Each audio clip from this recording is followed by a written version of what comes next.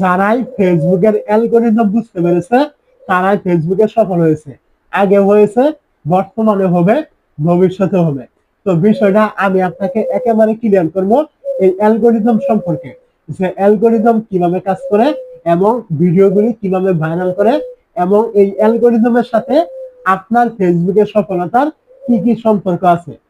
তো প্রথমে আসি অ্যালগরিদম কিভাবে কাজ করে।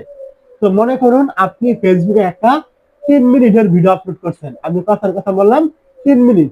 তো 3 মিনিটের একটা ভিডিও আপলোড করার পরে ফেসবুক আপনার হুট করে ভিডিওটা ভাইরাল করবে না। তো ফেসবুক কি করবে, প্রথমে 10 জনের কাছে নিয়ে যাবে আপনার ওই ভিডিওটা। যখন 10 জনের কাছে আপনার ভিডিওটা পৌঁছাবে, ওই 10 জনের থেকে যদি 5 জন 1 মিনিট করে দেখে, আমি কথার কথা বললাম 3 মিনিটের একটা ভিডিও যদি 1 মিনিট করে 5 জন লোকে দেখে, তাহলে ফেসবুক পরবর্তীতে আপনার ওই ভিডিওটা আরো 20 জনের কাছে নিয়ে যাবে। তো ওই 20 জন লোকের কাছে নেওয়ার পরে যদি ওই 10 জন আবার ওই আগের মতোই টাইম নিয়ে দেখে, তাহলে পরবর্তীতে ফেসবুক আরো 100 জন লোকের কাছে নিয়ে যাবে। মূলত এইভাবে যত লোকে আপনার ভিডিওটা ভালো টাইম নিয়ে দেখবে, ফেসবুক ততই আপনার ওই ভিডিওটা আরো অডিয়েন্সের কাছে পৌঁছাবে। মূলত এইভাবেই একটা সময় ভিডিও গিয়ে ভাইরাল হয়ে যায়, এবং ভিডিও ভাইরাল হলে আপনার ভিডিওতে ভিউজ আসবে, অথবা ভাইরাল না হোক ভিডিওতে ভিউজ আসবে। আর যখনই ভিডিওতে ভিউজ আসবে, ওই সময় আপনি ফেসবুকে কন্টেন্ট মনিটাইজ পাবেন, ফেসবুক থেকে আপনার ইনকাম হবে। মূলত এই অ্যালগরিদমের সাথে আপনার সফলতারও কিন্তু ম্যাচিং রয়েছে, বা একসাথে কিন্তু রয়েছে। তো এখন আপনাকে অ্যালগরিদম বুঝতে হবে, অ্যালগরিদম বুঝে তারপর ফেসবুকে কাজ করতে হবে। তো এখন আপনি ফেসবুকে কিভাবে অ্যালগরিদম বুঝবেন, আমি কিন্তু এর আগে বলেছি যে অ্যালগরিদম মূলত আপনি একটা ভিডিও আপলোড করার পরে ওই ভিডিওটা কতক্ষণ সময় নিয়ে দেখছে ওইটার উপর নির্ভর করে কিন্তু আপনার পরবর্তীতে ভিডিওগুলোতে ভিউজ আসে।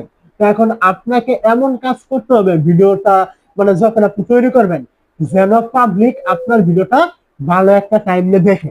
যদি আপনি শুরুতেই অডিয়েন্স ধরে রাখতে পারেন আপনার ভিডিওতে, অবশ্যই আপনার ভিডিওগুলি লোকজনে দেখবে, এবং লোকজনে যখন আপনার ভিডিও দেখবে ওই সময় আপনার ওই ভিডিওগুলোতে আরো বেশি পরিমাণ ভিউজ কিন্তু আসবে। ফেসবুকের অ্যালগরিদম কিন্তু এইভাবে কাজ করে। যখন আপনি আপনার ভিডিওতে অডিয়েন্স ধরে রাখতে পারবেন না, ক্লিক করে বেরিয়ে চলে যাবে, অথবা 3 মিনিটের একটা ভিডিও 10 সেকেন্ড 20 সেকেন্ড করে দেখবে, ওই সময় কিন্তু আপনার ওই ভিডিওগুলি আর পাবলিকের কাছে কিন্তু পৌঁছাবে না। ফেসবুক আপনার ওই ভিডিওগুলি যেমন ওই রকমই কিন্তু থাকবে। তো সেই জন্য অবশ্যই যদি আপনি ফেসবুকে এই বর্তমান সময়ে টিকে থাকতে চান, আপনাকে অবশ্যই এমন ভাবে ভিডিও তৈরি করতে হবে যেন অডিয়েন্স আপনার ভিডিওটা ভালো টাইম নিয়ে দেখে। যদি আপনি এই টাইপের ভিডিও তৈরি করতে পারেন, তবে আপনার ভিডিওগুলোতে ভিউজ আসবে, আপনার ভিডিও ভাইরাল হবে, ফেসবুকে আপনিও সফল হবেন, ইনকাম আপনিও করতে পারবেন। এইরকম যতদিন আপনি না পারবেন, ততদিন আপনি ফেসবুকে কখনোই সফল আপনি হতে পারবেন না।